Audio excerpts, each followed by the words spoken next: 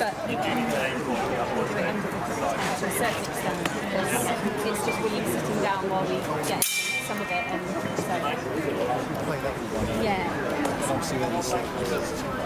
Well, yeah, exactly. We're okay. And I like that it goes down onto my happy with that? No worries. Until, yeah, so we need to probably. We do a full presentation about like the process of getting William into his mail. I didn't know whether we had like someone come over and say we'll do some sort of instead and do around, but it's completely up to you which way around you want to do it. I don't know, I think they spoke to Dad, but basically that's where we came out here, just free play to get something dressed up rather than actually do the presentation. But both of them are essentially presentations. This one with a demonstration in like what we're doing now, and me talking, arming in the night. Arming the night is Dad Squire, William is the knight, and stressing it.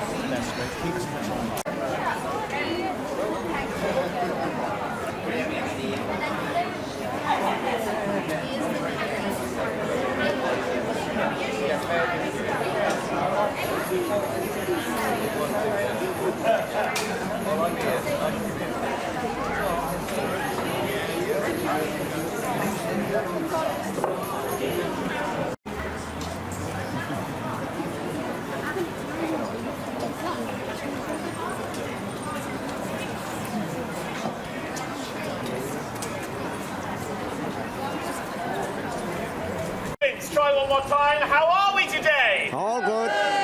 Fabulous. Well, good morning. I am Robert de Beer. I am your knight for today. And I, as I've already announced to you, am a knight. Now, there are a few things that distinguish me as a knight. One of them is the fact that I look just utterly fabulous. One of them is the fact that I currently have somebody working for me, putting on my armour. And the other one is the fact that I am a nobleman. Now, you lovely peasants are all kept behind that barrier while I, well, enjoy myself doing nothing while my squire does all the work.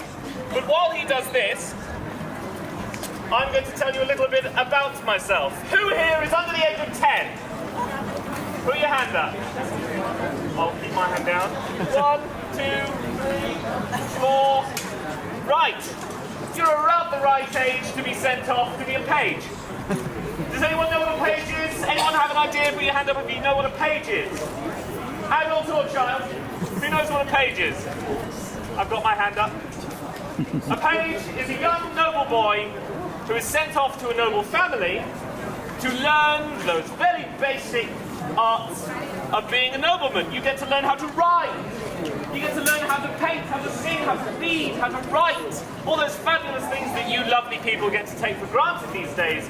You used to have to be a nobleman to learn because it was incredibly expensive. So me, at the age of 8, I was shipped off to a noble family to learn all of these bits and bobs, and by gum I had to learn quickly because I had to learn how to ride before I was 12. Does anyone know why I, a knight, had to ride? What's a knight known for? Fighting, jousting, that's a good answer, but mainly fighting on horseback. Hooray! Jousts, this is a pair, well, it will be a pair once the other one's on, of metal leggings that while I am on horseback protect my lovely, lovely legs from getting hacked to bits by anyone who doesn't like my lovely, lovely legs. And as you can tell, It's not getting wet. it might be Like the Lord of the Rings chainmail, is it? but I'll be on back. Like the Lord of the Rings chainmail, is it? Yeah, proper stuff. This Oh, proper stuff, yeah. It's not 3D printed like. The wall trained to fight other horses while I fight other knights you like on tracks horseback. made of that? They are extraordinarily bad. Very strong. And so are the other knights. Because if you get in their way, that line of knights all with their lances pointed at you, you don't want to be on their bad side. They were the tank of the medieval battlefield. Right. Once my squire has had fun chin-wagging over in the corner, not even listening. You having a good day? Pinky.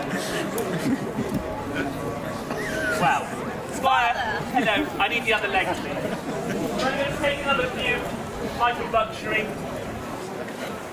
Oh, a wet chair. Maybe not. No, we got a wet bum. So, I ever so politely refer to my squire.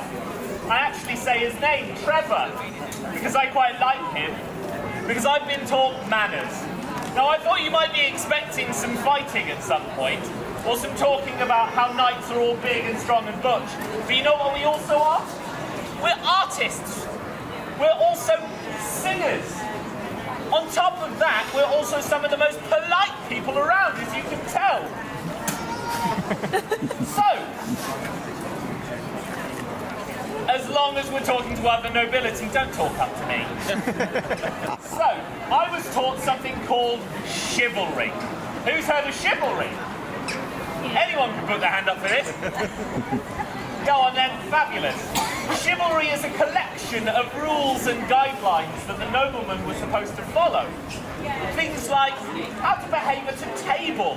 Like, when you sit down at the table, you're not supposed to belch in front of the person in front of you. No, you look at the ceiling and burn. If you need a wee, don't go under the table, you go in the corner on the straw. Goodness me. But then I was also taught other things, like that old chivalric term of looking after women. That was a very, very big important thing. We did do that. Making sure that we saved those damsels in distress. As long as those damsels are nobility themselves. The other things I were taught were things like prowess, or preux. This prowess is me showing off my wealth, so everyone knows how much money I have, but then also showing how much money I have to give my manservants and my household. So I buy extraordinary things. You're welcome, thank you for your hand. I buy extraordinary things to make myself look richer, because I can afford to make my servants look so good. But then I was also taught to show off my wealth so everyone would know who I was.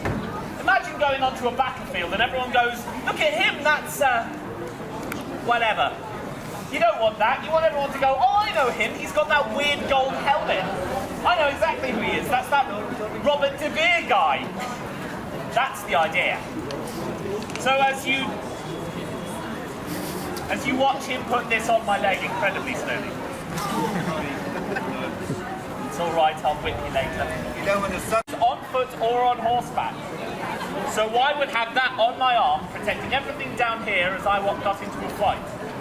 The other thing I'd have protecting my legs, especially if I were a continental knight, is I would have a lovely long silken tunic that would come right down to the ankle. Now these lovely long silken tunics that I don't have because I haven't got one today, these lovely long silken tunics would be able to catch anything. Very impressively, they would catch a blade, a spear, anything that decided to get tangled in it would get very handily tangled. And I'd keep my legs safe from these very, very dangerous injuries that I really don't want to get. Now I'm a nobleman, I can get away with good medical care, but the good medical care of my era is not the good medical care of your era. If you want to find out a little bit more of the great medical care of our era, please check this tent and go and see Toby. He's fantastic at talking about medicine. I'm very lucky that I've not had to see him for anything other than my deworming wormwood.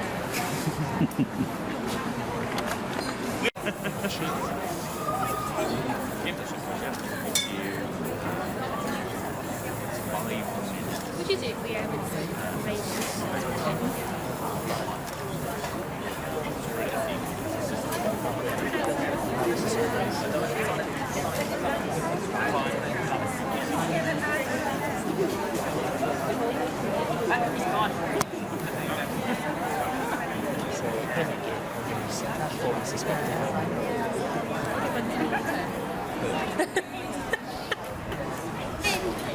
Graceful business, What are isn't you it? giggling at?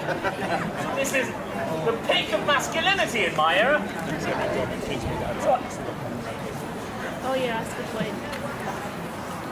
Yeah, because you're enjoying it, nothing like your mum.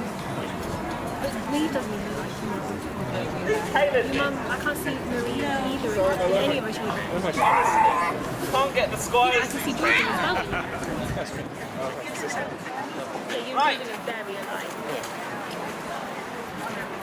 Right now, I'm wearing mail from head to toe. Or as we would say at the time, a cat, a PA.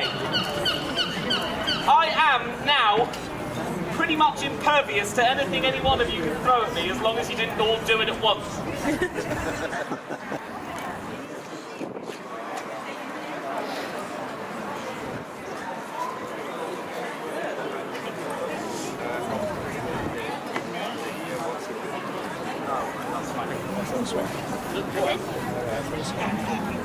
This belt has to go on rather tight. Not just to make my figure look a bit more flattering, I promise. But actually because it takes all of the weight that's up here Accident. and down here and splits them. All of this weight in my lovely little metal skirt is now at my waist. And all of this weight that's above that is just on my shoulders. So I can still jump rather happily. You must be sweating by the time you're in the bed. Now something I do have here is something called a surcoat.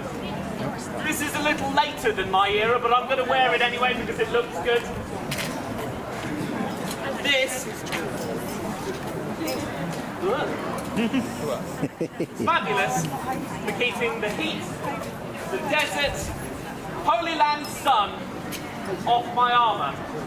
We thought of this idea, and when I say thought of it, we stole it, as you can probably imagine. We stole this idea from the Saracens in the Holy Land and said, oh, that's a good idea. A lot of us are dying to the sun. Let's try and avoid that, shall we? The startling turn of events where people actually learn from their mistakes.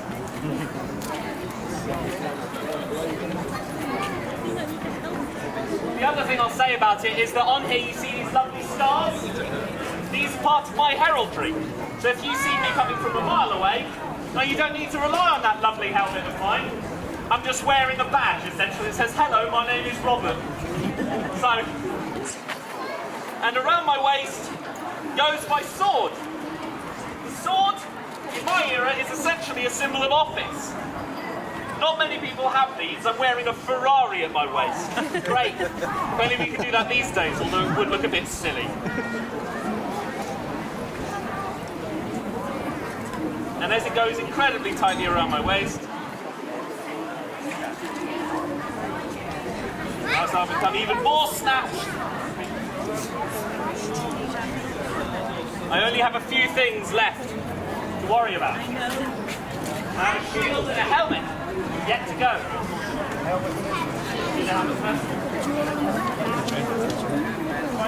Thing to go is my helmet.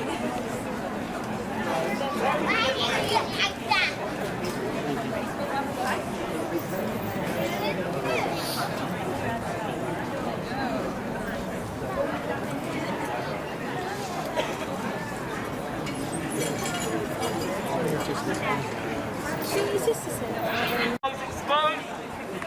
I've got nice nose protection from the nasal. It's made to one piece of steel as well. None of that riveting nonsense giving all together. This is nice quality craftsmanship. Made him put all that not out.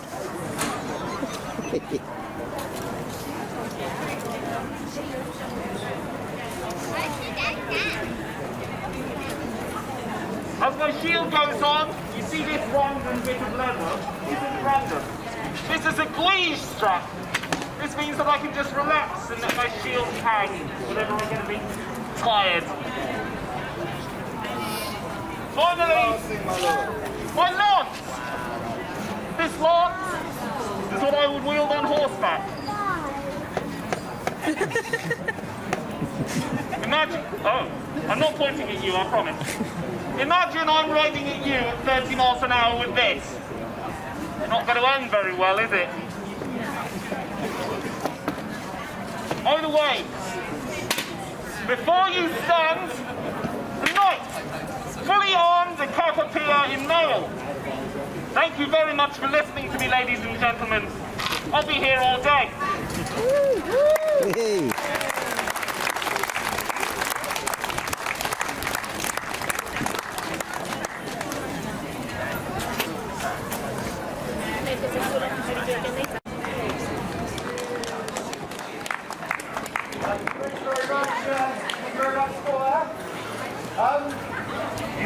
On behalf of the Bridgend Town Council, I'd like to welcome you to the 600th anniversary of the Old Stone Bridge. A bridge that really forged the community and made Bridgend what it is today. Very shortly, we will be having quieting around the corner, and then we have some folk dancing going on in the main arena after that.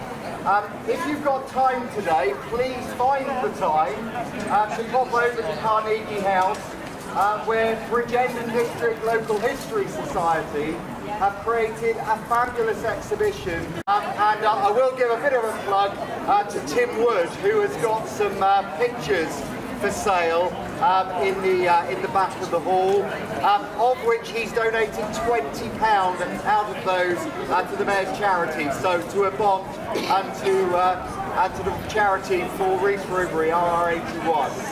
A big thank you also to the staff of Bridgend Town Council, who have worked exceptionally hard to put this together today. If we can please give them a round of applause.